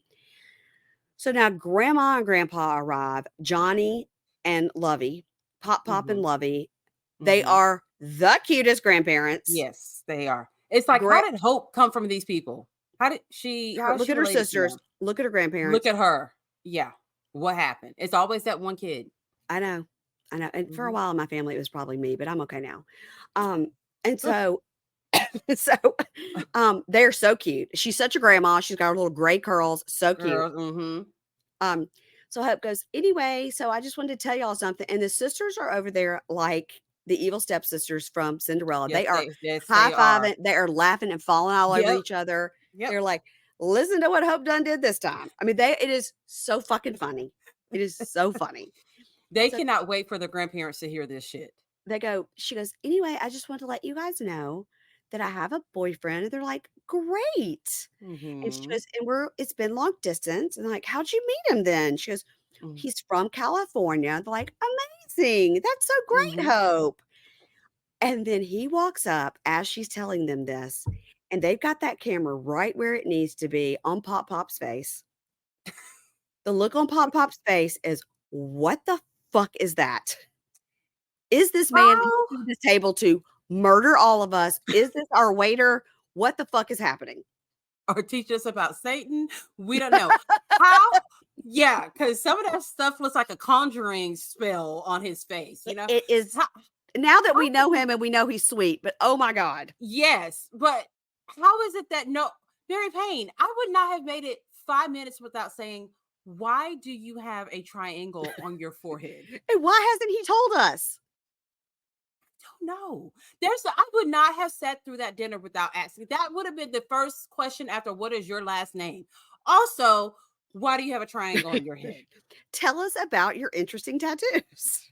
I Yeah, mean, because we're not going to even order an appetizer until you tell us this story. Okay. and I hope that you were held down against your will and somebody did this to you. That's what I hope. Right. So anyway, he walks up and the look on Pop's face, I just can't. And so Yeah. Arthur meets them and he tells them, yeah, I'm from California. What do you, Arthur, what do you do? And he says, I'm an entrepreneur and I design men's clothing. And a Mhm. men's clothes. Okay, interesting, great. And Mhm. Hope goes, yes, we met 6.5 years ago. And they're like, oh, interesting. She goes, when he was in prison. And that's when the sisters are like slapping each other Yeah. at fault. They are dying. They are dying. They are dying. And Pop goes, mm-hmm. So explains the head tattoo. So Right. what were you incarcerated for? What were you there for? And how long were you there? Mhm. And so then he's trying to talk, and then one of the sisters says, okay, so my sister Hope is supporting you, but how are you supporting her? And he goes, Mhm. well, I'm looking for work so I can help financially. Mhm. But also I'm working on my designs, but I'm also just being there. Like we talk, I'm supportive with her. I want to work. I want to stay Right. free. I don't want to go back to anything I ever did before. I never, Mhm. ever want to go back to prison. And I also don't want your sister to shoot herself and then blame me for it.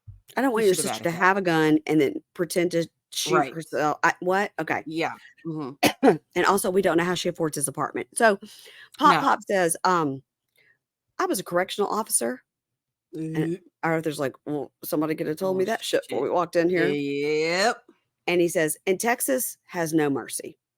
Mhm. And then Breezy says, I went to school for criminal justice. And the big problem really is recidivism. And yeah, you're giving moral and mental support to Hope, but you need to give it to yourself. You need to do it for yourself. And Yes. Destiny says, we already heard you had a mental breakdown. What? I mean, that is Horrible. that's personal information. She should have never told her sisters that, at least not this time around. That should have been a private conversation on the phone It should have been like later on. he suffers from PTSD, an actual disorder, a health Yeah. issue, instead of Mhm. making it sound like he pitched a fit over not That's getting a parking really what. space or something, you know? Yeah. And she goes, well, we already heard you had a mental breakdown. So what if you still don't have a job in 4 or 5 months? What will happen? What is your plan? And he goes, Mhm. um, that did happen. And I would never hope to have to see that again. And I'm trying to not put so much on myself because that was the problem. So when I first got out, I was putting a lot on myself. And I think that's why some of these things happened. And they're like, right. But at the end of the day, you're a man and you want to provide. So that pressure is there. You are putting that pressure on yourself. And then the talking head, the sisters together go, look, it's important for us to know that Hope is being loved and provided for. And Breezy goes, let me tell you something. I am rooting for Hope and I am rooting for Arthur, but I am not rooting for Hope and Arthur together. We need these None of sisters us on are. every episode. Yeah. Right. None of us are. Mm-mm. So Arthur says to them, he goes, I've really enjoyed meeting all of you. And I really look forward to proving to you that I am what Hope needs. And they say, Mhm. prove it to yourself. We're Right. fine. You don't have to prove anything to us. We're good. At the end of the day, Yeah. we're good. Prove it to you. Yeah. And so that was really, I think that was, first of all, that's a great point. It's like getting Yes, sober. it You have to do is. it for yourself. You can't do it for anybody Right. else. You have to do it for yourself. So that was good advice there. Like you need to get yourself mentally better for you. And then Pop says, my best advice is to let the past be the past. Go on with your life. You're young. There's a whole lot of things you can still do. And I think you can make it if you just put forth the effort. And he says, thank you, sir. I really appreciate that. And then And Talking find Head, a he better says, partner. and go immediately get a 3-for-1 Yes. Groupon Tattoo for a tattoo removal. removal. Yes. And Mhm. so, and if it leaves a scar, that would just be a cool story that you could like say that you ran into an iron that was in the shape of a Something. triangle, Yes. A something. triangle. Yes. Mhm. Get some bang. I rather I that. don't know. Yeah. I rather him tell the story about the scar than walk around with a fucking triangle on his Me head. too. I would. Yeah, me too. Yeah. So he says, thank you, sir. He's very polite. And then Talking Eddie goes, I don't feel like Hope came to my defense at all. I felt like any minute Didn't. she was going to jump in. and say something for me. He goes, but I've had fights with my family over Hope, and I've defended her over and over, and she did not do the same. She didn't even try. Okay. Let's move on to our last two couples. We've got LaTisha and Keith, who we're never going to meet, and Bianca and Daniel. All right. LaTisha and Keith. Oh boy. Man, so I tell you. So she sits down with Aunt Marcia to talk to the girls. And Jakira, who's 6, she says she knows she's going to be sad. Her real dad is a piece of shit. And Keith has really stepped up as a dad for her from behind bars, more of a dad than the one that's like out in the world. So, Marcia, that's setting the bar really low. Right. You got to go visit somebody between glass is better than, okay. So I think she gets no child support, nothing from this guy. So Marcia and LaTisha say Keith is still coming home, but it may be closer to the end of the year. Now, we don't know if it's February or September. What does end of the year mean? Right. And LaTisha says, I feel like a shit mom. I didn't shield my kids from this storm.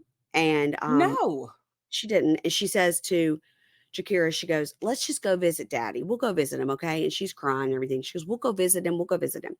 And of course, kid not be that emotionally attached to this man. I know. I think. Why are you even taking your kid on visits? But I also think now that we find out now that Zeruiah has a great dad, and she's very close to him, and so poor Jakira sees that. Right, I agree. And I think, and probably the dad, if he's such a great dad, probably takes Jakira along a lot. Probably not. Yeah, that. But Zeruiah is 15, so that's a whole different. You could take Zeruiah out 9 o'clock to dinner. You can't take a 6-year-old, Right. So, so Zeruiah is just giving stink face, of course. And she goes, what do you think about, are you okay, Zeruiah? And she goes, I don't care. I don't. In the words of my daughter, onker. She's like, this motherfucker can stay in prison for the rest of his natural life. I don't fucking care. I'm trying to get to 18. I'm trying to get to 18 to get out of here. Yeah. Because I think she wants to get away from LaTisha too. Yeah. So then LaTisha goes, you know what we're going to do, Jakira? We should just move somewhere warmer. Would you like that? Would you like that if we move somewhere warmer? We could have a garden. It would last longer. Will you help mommy find a new house? You're going to help mommy find a new house. And Zeruiah goes, we're getting kicked out of this one. She goes, wait, what? We're moving? What do you mean? Right. She explains about the landlord. She goes, the people that we're renting from didn't do right and didn't keep up with their business. And so next time I should just do more research. And it was my fault because whatever. She gives this bullshit. She's all their lies. You didn't pay your rent. Yeah. You got evicted. We can tell you're struggling just by your hair. Yeah. Someone actually said that this season is the season of the bad wig because we had a lot. Look, if you think about it, we had so many bad wigs this season that we had to come up with a whole session for it. You're right. Wig court. I mean, you're right. Yeah, we had it was a lot of bad. We've got LaTisha and the Foomfs. Yeah. We've got Shantae. Bless. We got Shantae's friend. Oh God. Yeah. We've got Troy's sister. And then who else do we have? Well, Mama Karen's hair was just George Clinton. I mean, she couldn't help that. Let's throw her in there. There was a lot of, this was the worst season for hair. And don't forget Zeruiah. Oh my God. Yes. Don't forget about Zeruiah. Yeah. Oh. There was a lot of bad hair. I think we had to invent WIG COURT for her, actually. I think we invented it because of her, because of that ponytail. I was like, I got to figure out what the fuck. I got to figure out what the fuck is happening with this hair. You're right. Mm-hmm. So then she starts saying all that, and then she's saying about, and then when she explains about the landlord, they're renting something, but then she's saying they live in Iowa. So she's talking about the beach, and I was like, now I am no geographical wizard, but I'm pretty sure Iowa doesn't have an ocean. So and we have proven that we are not geographical wizards. No, we have said dumb. I've said dumb things. Shit. Just today, I've said some dumb geographical things. Yeah. So she's hugging the girls, and she said, "I love you." And Ryan comes over and hugs her. It's like, "We're gonna be fine." And in her talking says, she says, I have always kept my kids steady in the same school, in sports, busy. And Zeruiah's dad is here, and he's a great dad. And all of this is like super unsettling with the house. But fuck this place. Everything about this place is screwing me over. Let's get out of the Midwest, you know, and it'll be good for my kids to be near the beach. We love the beach, and for Keith not to be in the place where he got in trouble. Okay, some of that's a good point. But most of it was bad because you have one kid who already doesn't have a dad. You have the other kid who has a great dad, and you're going to move her away from him. Where the hell are Keith's kids located at? Because I'm pretty sure they probably live around there. Yeah. And all your support is right there. Clearly, for the times when you get arrested and go to jail and people have to take care of your children. Yeah. This is a very strange move. And she goes, should we move to Charlotte, North Carolina? From Davenport, Iowa? What? Is Aunt Marcia going to go too? Because I don't think she could do life without Aunt Marcia at this point. When she says, oh, don't you want to go move? I'm Googling this. Davenport, Iowa to Charlotte, NC. Okay. That is well, shit. I logged out of it. Keisha, I can't be trusted with a mouse on this. I'm doing so many things. Okay. Let's do it again. Okay. Here it goes. It is a 13-hour drive. It is 883 miles away. I hope Nariah's says, you know what? Let me just have custody of Nariah. And you and your little prison family could go where the fuck y'all want to go. But I think you're not taking my kids. If they get another season, that will be the problem. Nariah's going to be like, I'm refusing. I'm 15 and I can decide. And she barely likes her mom. Barely. And she's like, it is not good for me to move away from my biological father, from the only school I've ever known, from the, Yeah. And she just said, I've had them involved there in sports. They've always been at the same school. Always go to the same school. So then why in the next sentence we should move to North Carolina from Iowa? She is a no good scallywag. She really is. You nailed it. So anyway, that's it for them this week. Hopefully next week they won't move to Charlotte. So let's move on to Bianca and Daniel. This girl, that bitch can't afford to move anywhere. And I wonder, is she running from her debts? Like, if I get to North Carolina, they can't get me over there. That's exactly what she's trying to do. This is bad. You ain't slick, LaTisha. Yeah. So over there in Scottsdale, Bianca is still meeting at a bar with the menagerie of sober people. Sober family. Sober family. Let's sit at the bar.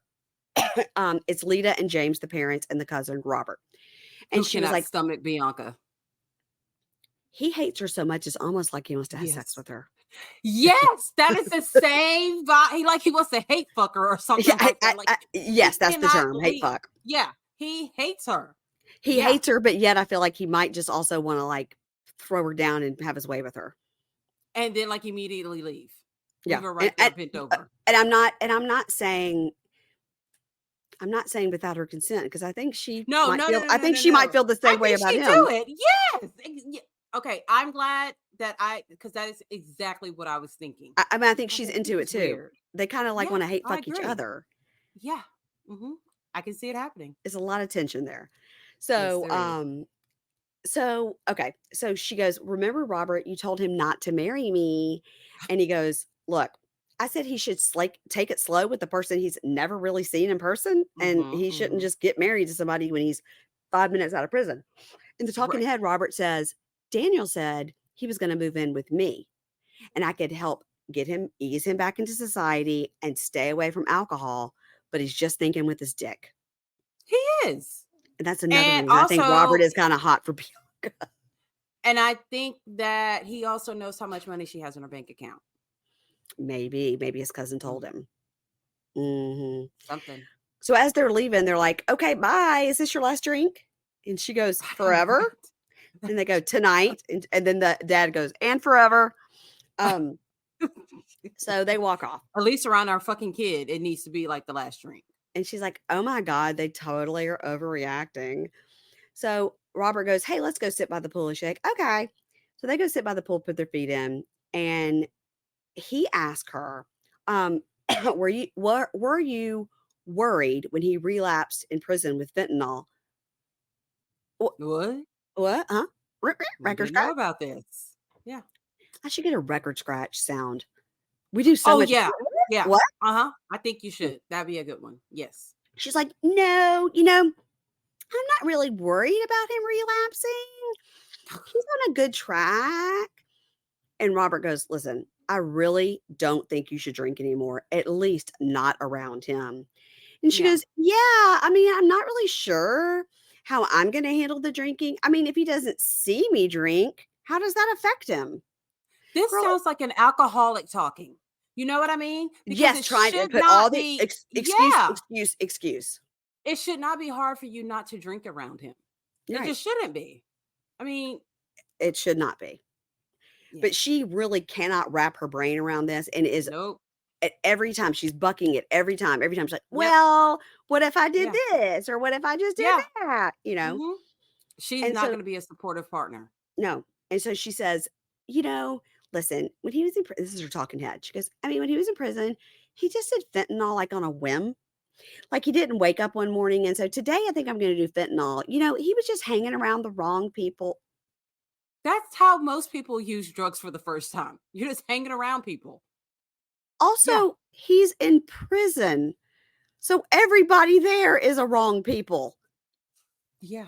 For her to say he's hanging around the wrong people, like he went up to the Yeah. 7-Eleven and met some dudes.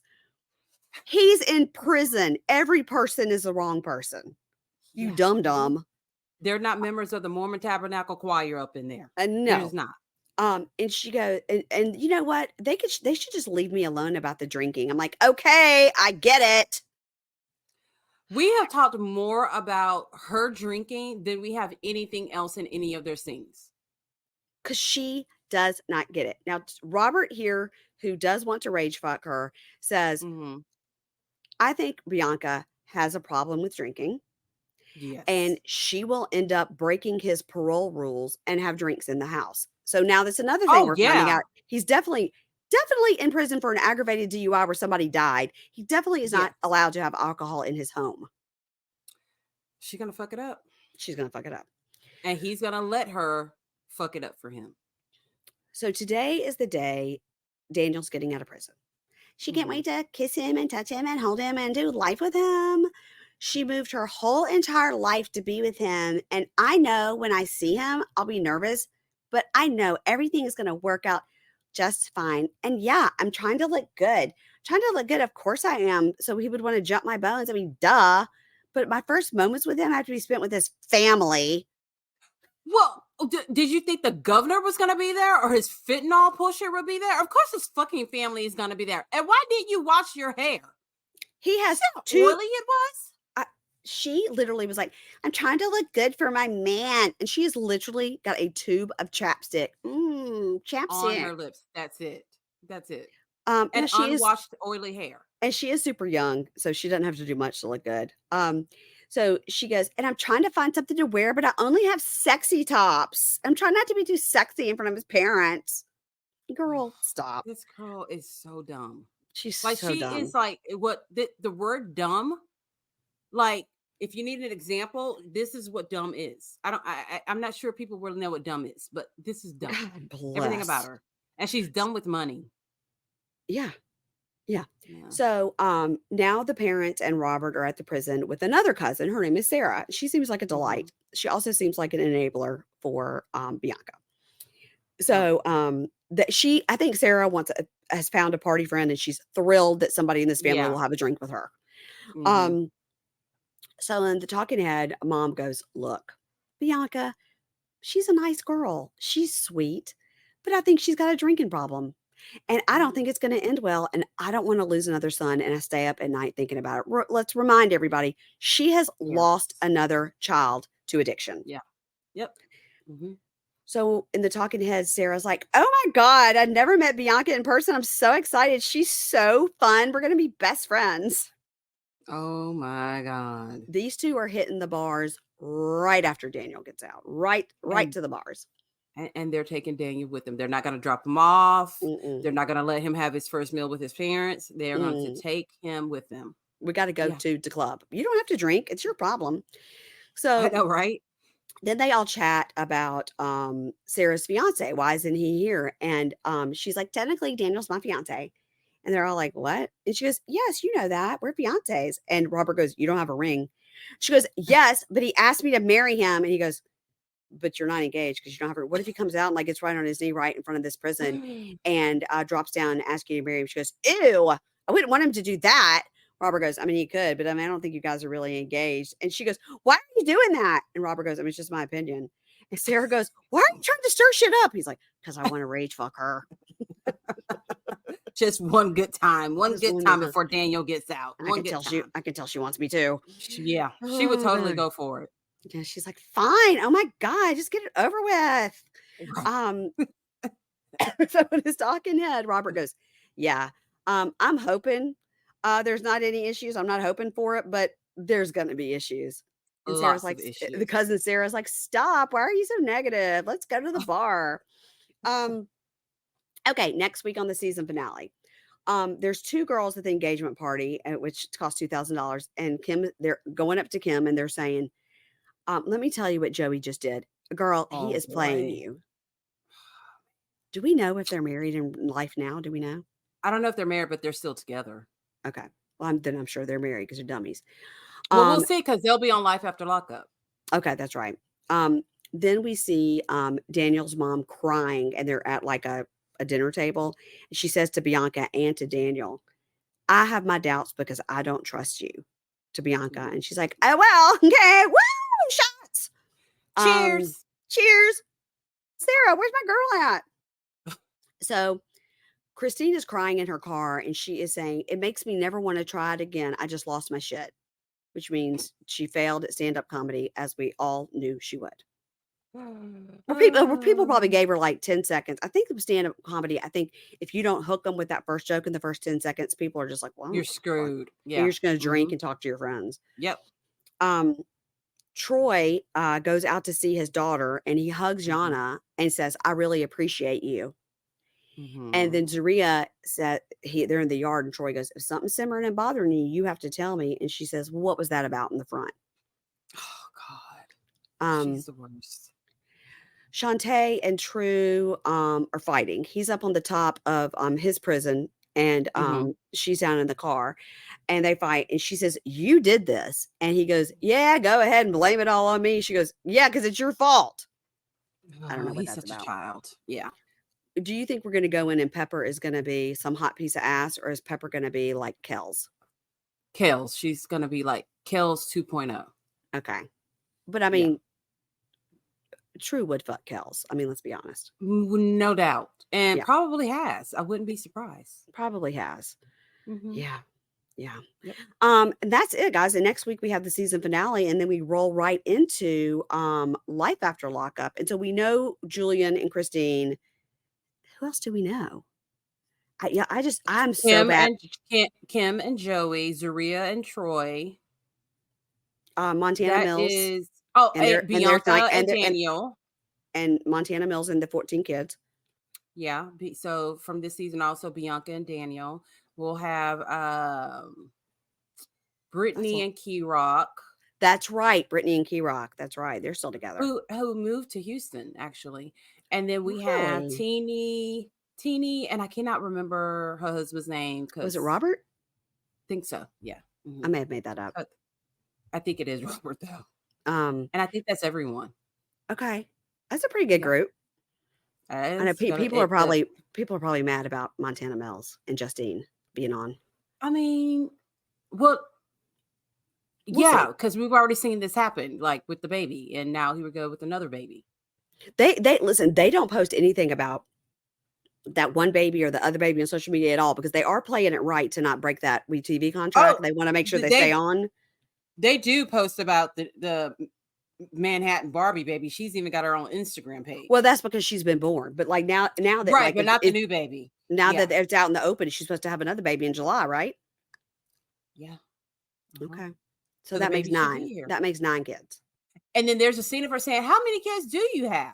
So like there's possibly another kid. Montana Mills could have another baby he hadn't claimed yet. That's what I'm saying.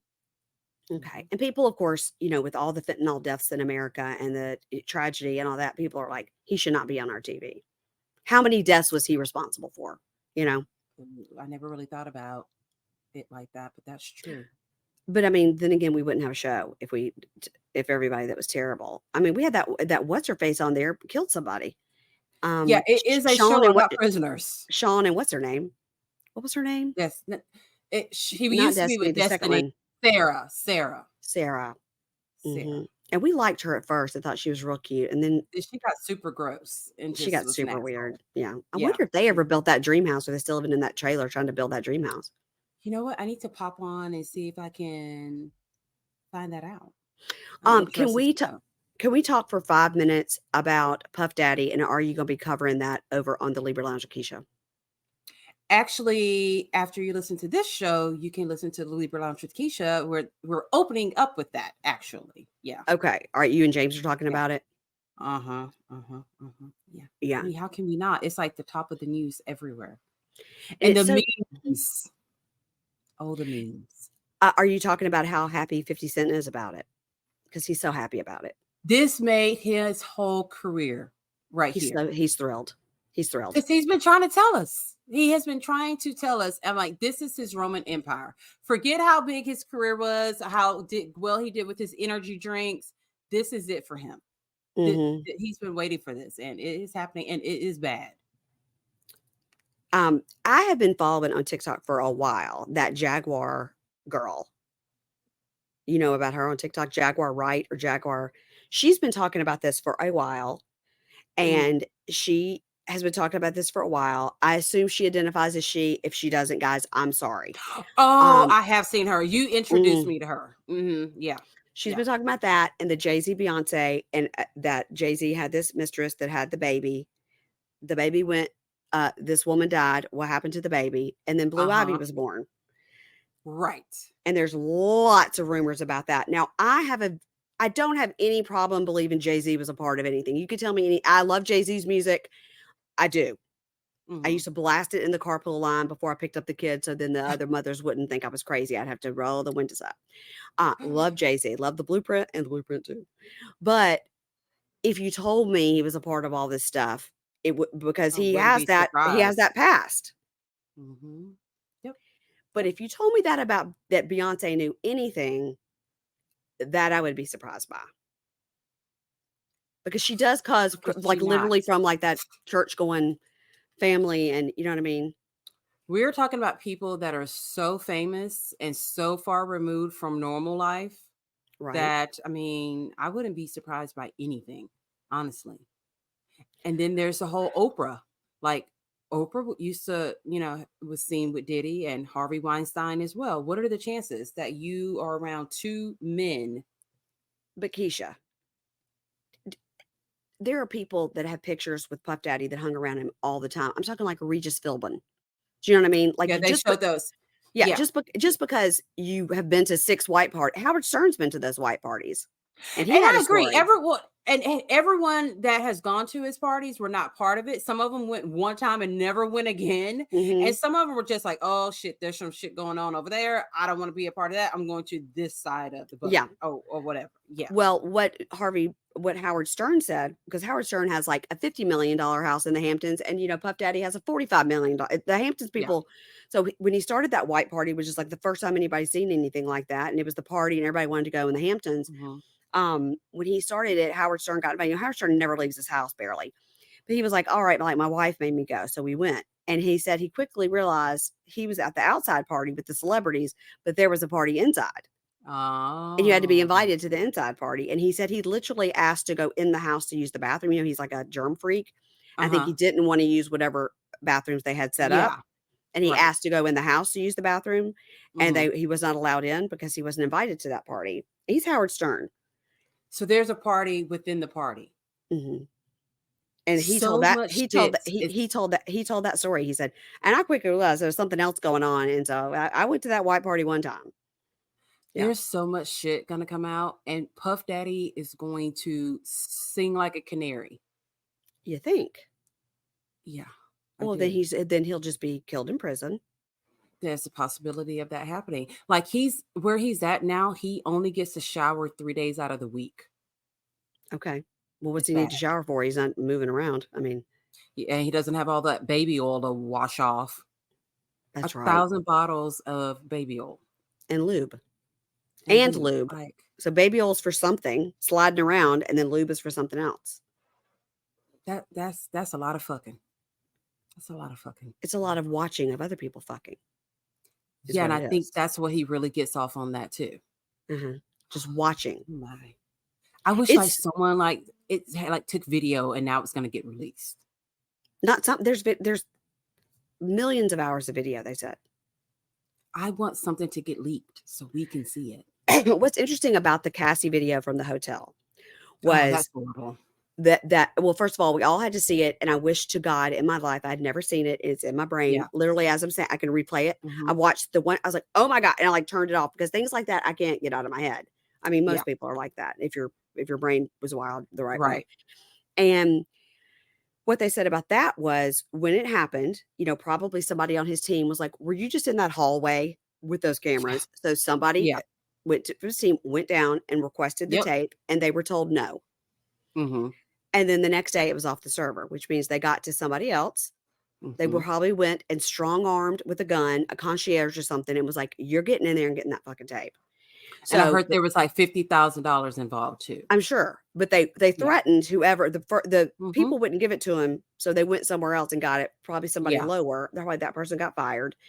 But the question is, so really only two people had it, which was the person that got it for them, and his team had it. Those are the only. So who released it? Because they never knew who released it. Team. I do too. Yeah, I think somebody's like. Juicy. It's the thing is though, with the Jeffrey Epstein bullshit, we've never found out who all those people are. And they've never released any of that. And it could be 4 years from now because they're still investigating each and every person. Yeah. Because when whatever that particular county of New York is, when they hit, like they don't miss. Right. That's like the Jen Shaw. That's the same court system. They don't miss. And they have like a 99% that's crazy. Yeah. So that's what I said, Puff Daddy, his attorney said he's a fighter and he's going to fight this. I was like, are we going to use the term fighter when he's seen beating the shit out of a woman? Yeah. Bad use of words. Yeah. Let's not say he's a fighter. Yeah. Let's just say he's strong. He's going to go broke trying to fight something that he knows he's very guilty of. This is going to be like the O.J. Simpson trial all over again. If it goes to trial, because they said he will be in custody until trial, so he will use his right for a speedy trial, because sometimes they delay to get but they'll be like, no, we're ready to go next week. Jesus. But like my sister in the car was like, he is putting up his house, his mom's house, blah blah blah. What do you think his mom thinks? I go, I think his mom thinks that there's no way her child could do something like this. Yeah. I said, this is a person who had a hard life and has been able to bring his whole family up with him. They literally live on Star Island in Miami. Yep. And no, his mother does not believe he did that. Oh my God. And she's going to lose her fucking house to be homeless, defending his stupid ass. But you've got to know that there was so much time he was aware that, because we all knew he was getting, before the raid happened. Oh, he knew. Yeah. Yeah. So much money has been moved somehow. Oh, yeah. So much money. And so if you don't think the feds have been tracking that shit. Yeah. And the fact that he knew he was about to get arrested, he knew he was getting arrested the next day and had drugs and guns in his hotel room. Yeah. It was like taking pictures with fans and everything, like nothing was going on. He knew the next morning he was turning himself in and had drugs and guns in his hotel room. Did he not think they were going to go to his hotel room? I think he is just so delulu. I think he is so above everything else. Even with all this going on, like they're not going to check this. They're not. Why would they come to my hotel room? For? Yeah, that's what I think. Do you think he had one last freak off in that hotel room? He was like, "Let me get the drugs. Let me get the baby oil." He did. Yeah, because that's just how he thinks. He's just above everything and everyone and above the law. Of course, that's what he did. Yeah. Hopefully, he didn't beat anybody up. So with this, are we going to find out who killed Tupac, who killed Biggie? Oh my God, I know. And then, you have to throw in his ex, Kim Porter, too, because some of her friends have been saying he killed her. He killed her. Absolutely. I think allegedly he had something to do with that. I think so, too. I mean, I think anybody with half a brain cell could be like, a perfectly healthy 35-year-old model. Yeah. So obviously a vision of health died of pneumonia. Yeah. Has anybody died from pneumonia since the 1800s? Not that I know of. Did she die of the vapors? I mean, Yeah, it's very, and everyone, with the exception, I guess, like a few people that really can do him bad have come up dead. Right. Right. Oh my God. It was very interesting. I listened to you guys, our friend Jodine Weber has a podcast, Patreon only, called In My Web. And I think it's like $5 a month.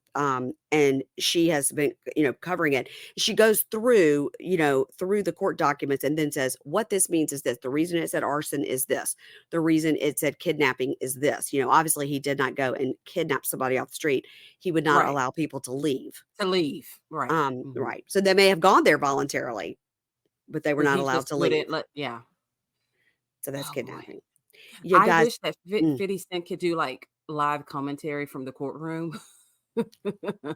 Keisha. That would be, I would pay money for that. I mean, you guys, we are completely aware that there are so many victims in this. So he's in trouble, but it's like he didn't do any of this by himself. Oh God, no. There's got to be 10 to 15 more people going down.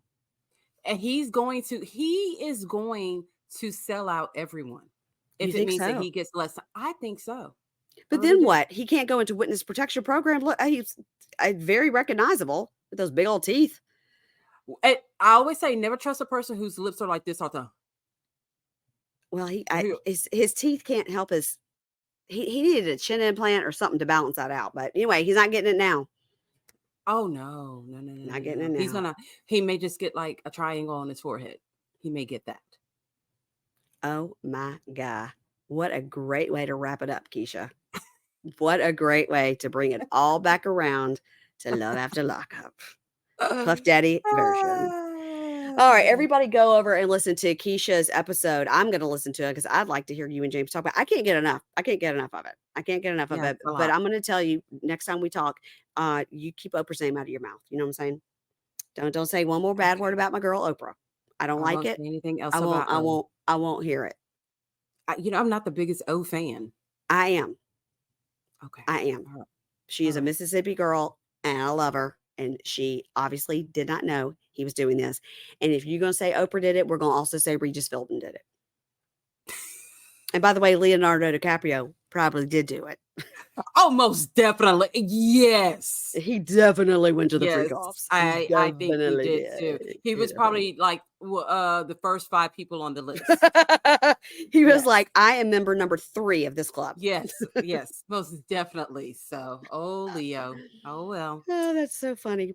It's not funny. There's victims, guys. We have to laugh or we'll cry with the state of the world. Honestly, it's so bad. It's so bad. Go over and listen to the Libra Lounge with Keisha if you want to hear them talk about it. I'm sure they're also going to be making some jokes. So if you're going to get your feelings hurt, don't listen. Don't ever listen to an episode of Libra Lounge with Keisha if you're easily offended and are sensitive, because we just don't give a fuck over there. Yeah. Period. Yeah. The Keisha you hear on here is not the same Keisha you get over there. And that's fine. That's fine. There's a Keisha for everybody. There is. All right, Everyone Keisha. likes a slice of Keisha. Yes. Keisha, I will talk to you next week because next week we will be starting our coverage of Love is Blind, the new season in America. It's in DC and I can't wait. And I will be letting you guys know when it's coming out on October 2nd. Is that right? Yes. Then that's the day our episodes will drop. I believe it's the first 6 and we will put out the first 6. It's game time. I know. And we got to talk about that schedule. So stay on the line. Okay. Bye, Keisha. Okay. Bye. Ads not read by me, Mary Payne, don't necessarily reflect the views of Pink Shade. If you'd like to listen to ad-free, you're going to go on over to Supercast or Patreon, and you can find the links to Pink Shade Prime at pinkshadepodcast.com.